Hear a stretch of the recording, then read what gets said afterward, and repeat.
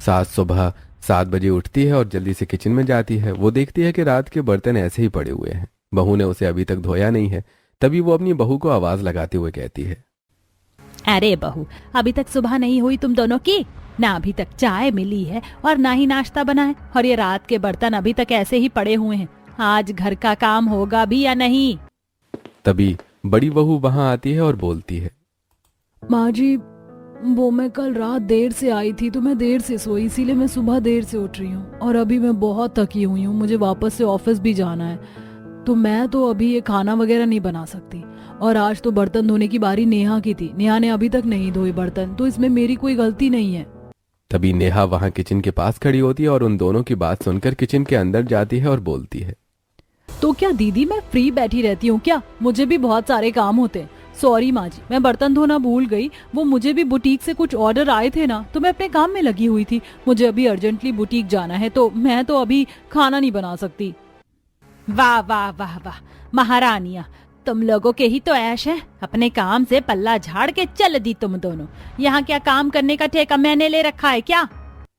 माँ जी, हम कमा भी तो आपके लिए ही रहे हैं ना। आपको ज्यादा परेशानी है तो आप काम वाली बाई रख लीजिए, वो कर देगी घर का सारा काम। अरे जाओ जाओ, तुम लोग अपने काम पर ध्यान दो, मुझे ज्ञान देने मत आओ बहू। मैं कर लूंगी सारा काम। काम वाली का क्या घर के सदस्य की तरह काम थोड़े ही करेगी। वो तो बस अपना काम निपटा के जैसे तैसे काम करके चली जाएगी। तुम लोग मुझे मत सिखाओ, अपना काम करो, समझी?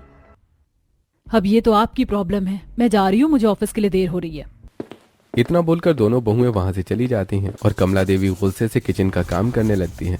वहीं दूसरी तरफ हम देखते हैं डाइनिंग टेबल पर ओम प्रकाश जी और उनके दोनों बेटे प्रशांत और आलोक उनके साथ ही बैठे हुए होते हैं और वो तीनों आपस में एक दूसरे को देखते हैं। लगता है आज भी हमें सुबह का नाश्ता नसीब नहीं होने वाला है। मुझे भी कुछ ऐसा ही लग रहा है पापा, आज का नाश्ता भी गया समझो। थोड़ी देर बाद कमला देवी ओम प्रकाश जी के पास आके बैठती हैं। मैं तो अब घर के काम कर करके थक गई हूँ। मुझसे अब ये सब काम नहीं होता, और इस घर की बहुएं अपने आगे इन्हें कुछ दिखता ही नहीं है। इन्हें तो बस खुद का काम और पैसा ही दिखाई देता है। अरे भाग्यवान, क्या हो गया? क्यों इतना गुस्सा कर रही हो? गुस्सा ना करूँ तो और क्या करूँ? इस घर का सारा काम तो मुझे ही करना पड़ता है। मैं क्या इस घर की नौकरानी हूँ? सुनिए जी, मुझे तो लगता है कि रवि की शादी भी अब जल्दी ही कर देनी चाहिए। अरे यहाँ अब शादी की बात कहाँ से आ गई? काम करने की बात से रवि की शादी का क्या कनेक्शन है? तो आप क्या चाहते हैं कि घर के सारे काम मैं ही करती रहूं क्या? मैं रवि की शादी करके इस घर में एक काम करने वाली बहू लाना चाहती हूँ। ऐसी लड़की आजकल मिलती कहाँ है? मिलेगी कैसे नहीं, मैं ढूंढ के ही रहूंगी। कमला देवी रवि के लिए गांव की गवार लड़की की तलाश में लग जाती हैं, जो बस घर के काम कर सके। कुछ दिन बाद उन्हें नजदीक के गांव की एक गैर गरीब लड़की के बारे में पता चलता है। कमला देवी उसे देखने उसके घर जाती हैं। आरती सादे कपड़े में कमरे में आती है और वो बहुत ही खूबसूरत लग रही होती है। बेटी, तुम्हारा नाम क्या है? जी, मेरा नाम आरती है। बहुत ही प्यारा नाम है बेटी। तुम्हें क्या क्या आता है? जी, से सारे काम आते हैं। सिलाई, कढ़ाई, बुनाई, ये सारे काम में निपुण है। अच्छा, इसे घर के सारे काम तो आते हैं ना? हाँ, इसे घर के सारे काम आते हैं। इसने 10वीं तक पढ़ाई की है। जी, ये तो बहुत अच्छी बात है। मुझे आपकी लड़की पसंद है। मैंने तय कर लिया है कि मैं इसे ही अपने घर की बहू बनाऊंगी। यह सुनकर आरती की मां बहुत ही खुश होती है और वो बेटी की शादी के सपने सजाने लगती है और मन में सोचती है, मेरी बच्ची ने बहुत दुख देखे हैं। अब लगता है भगवान ने मेरी दुआएं सुन ली हैं। अब मेरी बच्ची का जीवन संवर जाएगा। माँ, आप क्या सोचने लगी? कुछ नहीं, बस मैं आज बहुत खुश हूँ। मेरी बच्ची अब बड़े से घर की बहू बनने जा रही है। मुझे तो विश्वास ही नहीं हो रहा। पर माँ, वो हमारे जैसी गरीब से अपने बेटे का रिश्ता क्यों करना चाहती हैं? ये भी तो सोचो। बेटी, ये सब तू मत सोच। मुझे अपने भोलेनाथ पर पूरा भरोसा है। वो जो करेंगे अच्छा ही करेंगे। धीरे धीरे शादी का समय भी नजदीक आ जाता है और बहुत ही सिंपल तरीके से शादी संपन्न हो जाती है। आरती घर में प्रवेश करने के लिए गाड़ी से उतरती है और घर को देखते ही चौंक जाती है और मन में सोचती है, बाप रे, इतना बड़ा घर! ऐसे घर तो मैंने सिर्फ फिल्मों में ही देखे हैं। मैं यहाँ कैसे सब मैनेज करूंगी? आरती इतना सोच ही रही होती है कि तभी वहां उसकी दोनों जेठानी शालिनी और नेहा वहां आती है। ओ माय गॉड, ये माँ जी ने कैसी बहू ढूंढी है देवर जी के लिए। ये तो गांव की देहातन लगती है। इसका लहंगा तो देखो कितना ओल्ड फैशन है। अरे पागल, ये सब इसके सामने बोल के क्या फायदा है। माँ जी ने अपना दिमाग चला है और गंवार बहू उठा ले आई हैं। अब से हमारे बर्तन धोने की ड्यूटी खत्म। वाह, ये तो माँ जी ने बहुत ही अच्छा काम किया इस गंवार को बहू बनाकर। कमला देवी आरती की थाल लेकर वहां आती हैं और बहू का गृह प्रवेश करवाती हैं और बोलती हैं, बहू, अब से ये तेरा घर है, तुझे ही अब इस घर को संभालना है। मुझे तो पता है कि तू इस घर को अच्छे से संभाल लेगी। आरती ये सब सुनकर बहुत सोच में पड़ जाती है कि उसके साथ आगे क्या होने वाला है। ऐसे ही दिन बीत जाता है और दूसरे दिन सुबह 6 बजे नहाकर आरती किचन में जाती है तो उसकी सास वही चाय बनाने के लिए पानी उबाल रही होती है। वाह बहू, तू इतनी जल्दी उठ गई, ये तो बहुत अच्छी बात है। अब तो उठी गई है तो सबके लिए नाश्ता बना देना। तेरे ससुर जी और जेठ जी के लिए टोस्ट, दोनों बहुएं तो ओट्स खाएंगे और मेरे लिए थोड़ी सी खिचड़ी बना दे। मेरी तबीयत थोड़ी ठीक नहीं है तो मैं आराम करने जा रही हूँ। जी माँ जी, जब दीदी उठ जाएंगी तो सब काम जल्दी हो जाएगा, आप चिंता मत कीजिए। अरे वो दोनों कहाँ किचन में कदम रखती हैं, उन्हें तो अपने काम से ही फुर्सत नहीं मिलती। कमला देवी चाय बनाकर वहां से निकल जाती हैं और सारे काम का बोझ आरती पर डाल देती है। पर आरती कुछ नहीं बोलती है और चुपचाप सारे लोगों के लिए खाना बना देती है। शालिनी किचन में आती है और आरती से पूछती है, बन गया सारा नाश्ता? जल्दी करो, मुझे देर हो रही है ऑफिस के लिए। जी दीदी, सब कुछ बन गया है, बस नाश्ता लगने ही वाला है। ठीक है, नाश्ता टेबल पर ले आओ। इतना बोलकर शालिनी वहां से निकल जाती है और टेबल पर सभी लोग नाश्ते का इंतजार करते हैं। आरती सबको नाश्ता दे देती है। तभी टेबल पर शालिनी और नेहा बात कर रहे होते हैं। दीदी, ये माँ जी ने तो अच्छा नमूना फंसा लिया है, सारे काम ये कर लेगी, अब हमें कोई कुछ नहीं बोलेगा। बात तो तेरी सही है नेहा, पर ये माँ जी की भी दाद देनी पड़ेगी। आखिर जैसी नौकरानी चाहिए थी वैसी ढूंढ ही ली। दोनों आपस में बात करके आरती पर हंसने लगती हैं और धीरे धीरे आरती समझ जाती है कि उसे इस घर में बस काम करने के लिए लाया गया है, पर वो मजबूर थी। उसी दिन दोपहर में, बेटी आरती, जरा इधर आना बेटी। जी माँ जी, आपने बुलाया? हाँ बेटी, मेरे पास बैठ और मेरी बात ध्यान से सुन ले। रोज सुबह ऐसे ही तुझे उठ के 8 बजे तक सबके लिए खाना बना देना होगा। फिर किचन के सारे बर्तन भी तुझे ही करने हैं, वो 10 बजे तक हो जाने चाहिए। फिर 1 बजे तक तुझे खाना बना लेना होगा। फिर बाकी के सारे काम के लिए भी तो समय चाहिए। फिर दिन में सारी साफ सफाई करना भी तेरी जिम्मेदारी है। फिर 8 बजे तक रात का खाना भी बन जाना चाहिए, नहीं तो तेरे ससुर जी नाराज हो जाएंगे। आरती ये सब सुन के हैरान हो जाती है और बोलती है, माँ जी, ये सारे काम मैं अकेले कैसे करूंगी? देख बेटी, अब मेरी तो उम्र हो गई है, आज हूँ कल नहीं रहूंगी। मेरे बाद तो तुझे ही सब कुछ देखना है। मैं तो बस चाहती हूँ मेरे रहते तू सारी चीजें सीख ले बेटी। ये सब तुम्हारा ही तो है, मुझे पता है तुम सब कर लोगी। मुझे तुम पर पूरा भरोसा है। अब जाओ जल्दी से खाने की तैयारी कर लो, नहीं तो देर हो जाएगी। ठीक है माँ जी। आरती किचन में खाना बनाने लगती है सबके लिए। वो समझ गई थी कि घर में वो बस नौकरानी बनने आई है, पर वो मजबूर थी। धीरे धीरे वक्त बीतता है, वो सब कुछ सीख जाती है। एक रात उसके ससुर काम से देर से लौटते हैं, तभी वो पानी का गिलास लेकर आती है। आज बहुत देर हो गई पापा जी, सब ठीक है ना?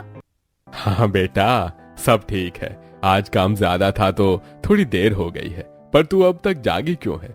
सभी तो सो गए होंगे अभी तक। हाँ पापा जी, सभी सो गए हैं, मैं बस आपका ही इंतजार कर रही थी, काफी देर हो गई थी इसीलिए। अब तू सो जा बेटी, तुझे सुबह उठना भी तो है। पर पापा जी, खाना नहीं खाना क्या आपको? अरे नहीं बेटी, देर हो गई थी इसीलिए मैं खाकर ही आया हूँ। जी ठीक है पिताजी। आरती अपने कमरे में चली जाती है और सोचती है, काश मैं भी दुकान पर जा पाती।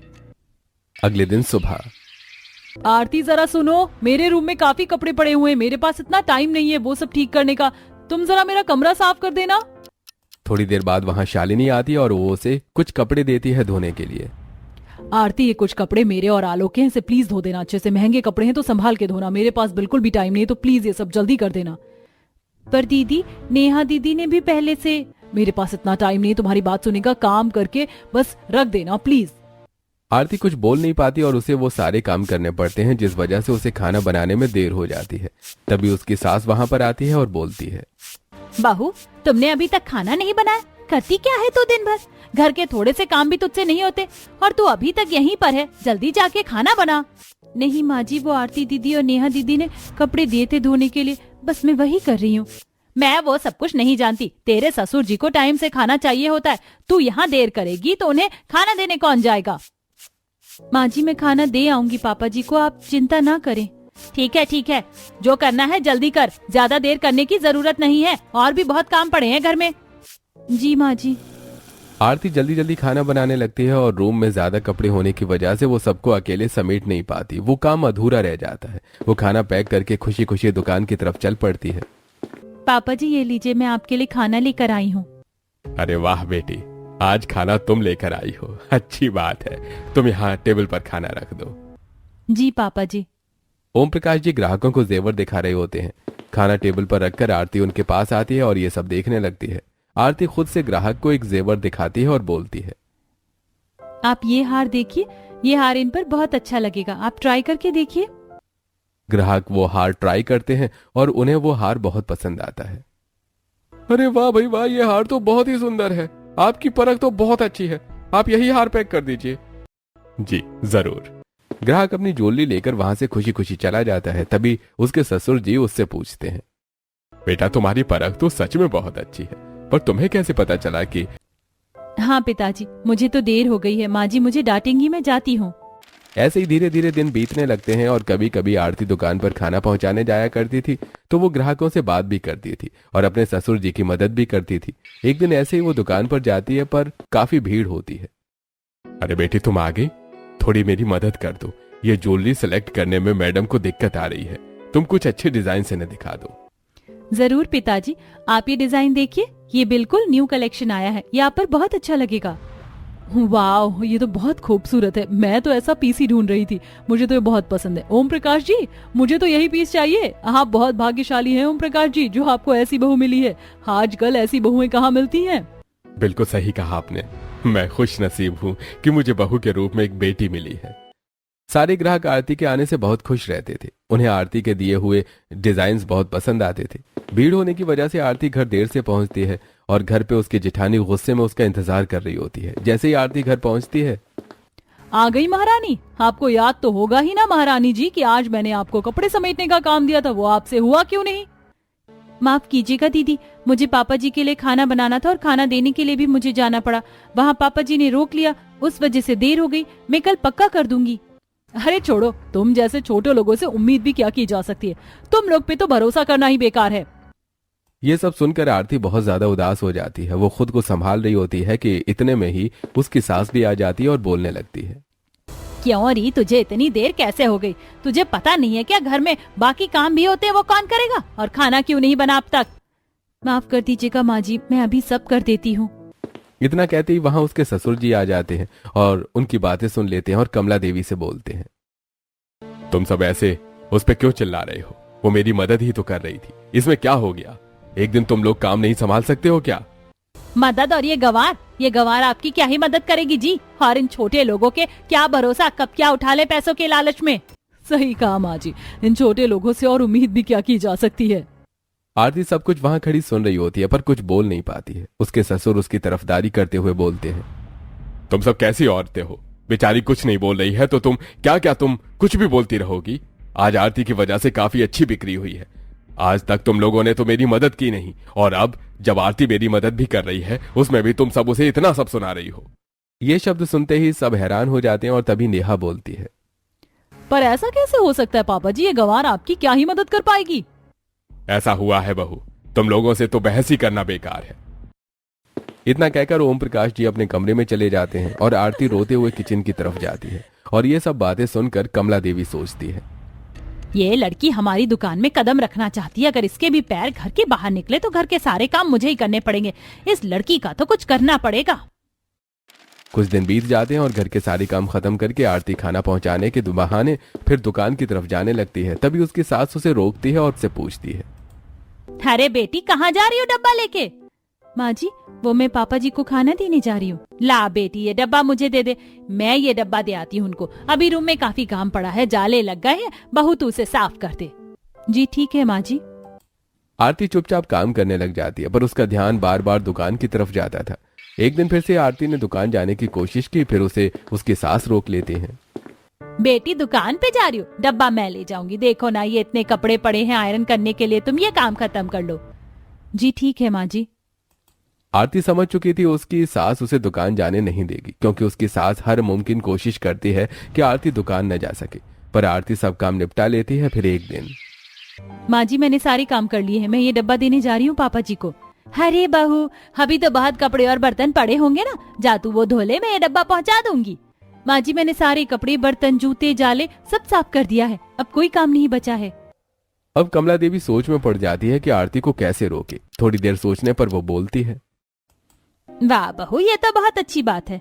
चल तो यहाँ आके मेरे पास बैठ जा, मेरे सर में काफी दर्द है, थोड़ी मालिश कर दे तो। पर माँ जी पापा जी का खाना, अच्छा ये मैं ड्राइवर को दे देती हूँ, वो पहुँचा देगा। ठीक है माँ जी। आरती मजबूर थी इसलिए कुछ बोल नहीं पाती है और चुपचाप अपनी सास की सिर पर मालिश करने लगती है। कुछ दिन बीत जाते हैं और उसकी सास उसके निकलने से पहले ही उसे कभी पैर मालिश करवाती थी या तो कोई और काम। एक दिन आरती के ससुर जी रात में लौटते हैं और आरती से पूछते हैं, बहू, काफी दिनों से तुम दुकान नहीं आई हो, क्या बात है? तुम्हारी तबीयत तो ठीक है ना? जी पापा जी मैं बिल्कुल ठीक हूँ, बस घर के काम की वजह से मैं आ नहीं पाती। हाँ, मैं समझ सकता हूँ, ये लोग तुम्हें शांति से तो रहने नहीं देंगे। जब भी मौका मिले तुम आ सकती हो, सभी ग्राहक तुम्हारी बड़ी तारीफ करते हैं। ये सुनकर आरती बहुत खुश हो जाती है और उसकी खुशी उसके चेहरे पर साफ झलक रही होती है। वो अपने ससुर जी से बोलती है, जी पिताजी मैं कोशिश करूंगी कि घर के काम खत्म करके मैं दुकान आ सकूं। चले जाते हैं और रात का खाना खाकर सभी अपने कमरे में चले जाते हैं। एक दिन अचानक उसके ससुर जी दुकान से आते हैं और वो दुकान के बिल लेकर आए होते हैं। आरती पानी लेकर आती है। अरे बेटा आरती, अच्छा हुआ तुम आ गई। तुम दुकान पर आ नहीं रही थी तो मैं ये थोड़े बिल्स लेकर आया था दुकान से। क्या तुम इसे देख सकती हो? दुकान में वार्षिक ऑडिटिंग होने वाली है तो ये सब चीजें बहुत ही जरूरी है। क्या तुम ये कर लोगी? दुकान पर जाने से थोड़े बहुत काम आरती सीख जाती है और ये सुनकर आरती बहुत खुश होती है, पर उसकी जेठानियां उसका मजाक बनाने लगती हैं। पिताजी, इसने क्या आप पर कोई जादू टोना कर दिया है? इस गवार को कहाँ ही ये सब बिल्स वगैरह दे रहे हैं? इसके हाथ में तो बस बेलन और करची अच्छे लगेंगे, दुकान के बिल्स नहीं। इसे तो बढ़ना भी नहीं आता होगा। अरे वैसे शालिनी ठीक ही कह रही है पापा, आप इसे क्यों दे रहे हैं? मैंने सारी चीजें चेक कर ली हैं, कोई दिक्कत नहीं है, आप परेशान क्यों होते हैं? अरे तुम सबको कोई और काम नहीं है क्या? जब देखो तब बस बकवास में ही लगे रहते हो। मुझे पता है कि वो क्या कर सकती है और क्या नहीं, तो तुम सब अपना मुंह बंद रखो। बेटी आरती, तुम ये सब कर लोगी ना? और कुछ भी दिक्कत आए तो तुम मुझसे पूछ लेना। जी पिताजी मैं कर लूंगी, आप चिंता ना करें। ये सब सुनकर उसके जेठ और जेठानियां बहुत घबरा जाते हैं और खाना खत्म करके आए तो तुम मुझसे पूछ लेना। जी पिताजी मैं कर लूंगी, आप चिंता ना करें। ये सब सुनकर उसके जेठ और जेठानियां बहुत घबरा जाते हैं और खाना खत्म करके वो सब एक कमरे में बातें कर रहे होते हैं। भैया, ये पापा ने बिल्स इस गवार को क्यों दिया है? अगर इसे कुछ पता चल गया तो? अरे तुम सब इतने परेशान क्यों हो रहे हो? मैंने काम इतनी सफाई से किया है कि हमें कोई नहीं पकड़ सकता है। बात तो आपकी सही है भैया, और इस गवार को कैसे ही कुछ पता चलेगा और इसकी बात पर भरोसा कौन करेगा? कुछ हुआ तो सारा इल्जाम उसी के सिर पर डाल देंगे। इतना कहते ही सभी जोर से हंसने लगते हैं। रात के समय सारा काम खत्म करके आरती अपने पति रवि की मदद से वो बिल्स देखने लगती है और सारे बिल्स को रजिस्टर से मैच करने लगती है। रवि जी ये देखिए, यहाँ जेवर लिखे तो गए हैं पर इसका कोई बिल नहीं है इसमें। हो सकता है कि बिल पापा लाना ही भूल गए हों या वो दुकान पर रह गए हों। तुम एक बार पिताजी से पूछ लेना। सारे बिल्स तो ठीक से अरेंज किए हुए लेकर आए हैं पिताजी, बस बीच में से 2-3 हार के बिल्स ही गायब हैं। ये सब देखकर आरती हैरान रह जाती है और सारे बिल्स चेक कर लेती है और अगले दिन अपने ससुर जी के पास जाती है, उन्हें बिल देती है। अरे बहू, इतनी जल्दी तुमने सब चेक भी कर लिया? हाँ पिताजी मैंने चेक तो किया है, पर मुझे लगता है पिताजी इसमें कुछ बिल्स नहीं है। क्या? पर ऐसा कैसे हो सकता है? मैंने तो सब उसमें ही रखे थे। अगर ऐसा हुआ तो बहुत बड़ी दिक्कत हो जाएगी बहू। मैं जानती हूँ पिताजी, पर मैंने अच्छे से चेक किया है, कुछ बिल्स नहीं है। तुम चिंता मत करो बेटी, मैं एक बार दुकान में देख लेता हूँ। ठीक है पिताजी। उसी दिन दोपहर में आरती शालिनी के कमरे की सफाई करती है तो शालिनी के ऑफिस के कुछ कागज इधर उधर बिखरे पड़े थे। वो उन्हें साफ करने लगती है तो उसे दुकान के बिल से मिलती जुलती बिल दिखाई देती है। वो ज्यादा कुछ समझ नहीं पाती और वो बिल ले जाकर अपने ससुर जी को दिखाती है। पिताजी आपको वो मिसिंग बिल्स मिली क्या? नहीं बेटी, वो बिल्स दुकान में भी नहीं है। पिताजी मैं आज शालिनी दीदी के कमरे की सफाई कर रही थी तो मुझे सेम दुकान जैसे बिल्स वहां मिले। मुझे कुछ समझ नहीं आया कि इसमें क्या लिखा है, आप जरा इसे रजिस्टर से मिला के देख लीजिए। वो बिल्स देखते ही पहचान लेते हैं कि ये वही मिसिंग बिल्स हैं। वो बहुत हैरान हो जाते हैं कि आखिर उनके अपने बेटे और बहू ने मिलकर उन्हें धोखा दिया। अगले दिन वो सबको हॉल में बुलाते हैं। बच्चों, इस बार मुनाफा काफी अच्छा हुआ है। ये सब कुछ तुम लोगों की मेहनत का ही फल है। मेरे बेटों ने मेरा पूरा साथ दिया है, नहीं तो ये मुमकिन नहीं होता। आरती, तुमने भी इसमें सहयोग किया है। वो सारे बिल्स को लेके आना बेटी। अरे पापा, आप भी क्या इस गवार के पीछे टाइम वेस्ट कर रहे हैं? इसे कहाँ ये सब की समझ है? इतना कह के सभी लोग हंसने लगते हैं, पर तभी आरती वो चोरी किए हुए बिल सामने रखती है तो सबके होश उड़ जाते हैं। बेटा आलोक, ये बिल्स तुम्हारे कमरे में क्या कर रहे थे बेटा? मेरे कमरे में? नहीं पिताजी, मैं इन बिल्स का क्या करूंगा? ये सब बकवास है। ये सब इस गवार की चाल है मुझे फंसाने के लिए। अच्छा, तो बिल तुम्हारी कमरे से कैसे निकले आलोक? तुम लोगों में थोड़ी भी शर्म बाकी नहीं है क्या? मुझे सब पता है कि तुम चारों इस हेरा फेरी में शामिल हो। तुमने एक बार भी नहीं सोचा कि इससे तुम्हारे पिताजी को कितना नुकसान हो सकता है। वो चारों शर्मिंदा हो जाते हैं और अपने पिताजी के पैरों में गिरकर माफी मांगने लगते हैं। हमें माफ कर दीजिए पिताजी, हमसे बहुत बड़ी गलती हो गई। आइंदा हम ऐसी गलती कभी नहीं करेंगे। आप हमें जो सजा देना चाहते हैं हमें दे सकते हैं, बस हमें माफ कर दीजिए। मुझसे माफी मांगने से क्या होगा? तुम लोगों को अगर माफी मांगनी है तो छोटी बहू से माफी मांगो। अगर आज वो नहीं होती तो इस चीज का कभी पता ही नहीं चलता। सिर्फ वही है जो पूरे घर के बारे में सोचती है और तुम सबको पैसे के अलावा कुछ दिखाई नहीं देता। शालिनी और नेहा दोनों आरती के पास आते हैं और आरती से माफी मांगते हैं। हमें माफ कर दो, हमने तुम्हें गंवार समझा आरती, तुमसे सारे काम करवाए, प्लीज हमें माफ कर दो। अब से ऐसी गलती कभी नहीं होगी। दीदी, मैं आप दोनों से नाराज नहीं हूँ, पर जो भी आप सबने किया उससे पिताजी को बहुत बड़ा नुकसान हो सकता था। ये सब देखकर उनके ससुर जी आरती के पास आकर बोलते हैं, मुझे तुम पर बहुत नाज है बहू। शायद अगर मेरी कोई बेटी होती तो बिल्कुल तुम्हारी तरह ही होती। पिताजी, अगर आपने मेरा साथ नहीं दिया होता तो मैं ये सब कुछ नहीं कर पाती। मैंने कभी अपने पिताजी को नहीं देखा, पर अगर मेरे पिताजी होते तो वो बिल्कुल मुझे आप जैसा ही प्यार करते। ये सब देखकर कमला देवी को भी अपनी गलती का एहसास होता है। मुझे भी माफ कर दे बेटी, मैंने भी हमेशा तुझसे बस घर के काम ही करवाए, पर अब नहीं। घर के सारे काम की जिम्मेदारी अब हर एक सदस्य की होगी। आरती अकेले सब काम आज से नहीं करेगी। इतना कहते ही कमला देवी आरती को गले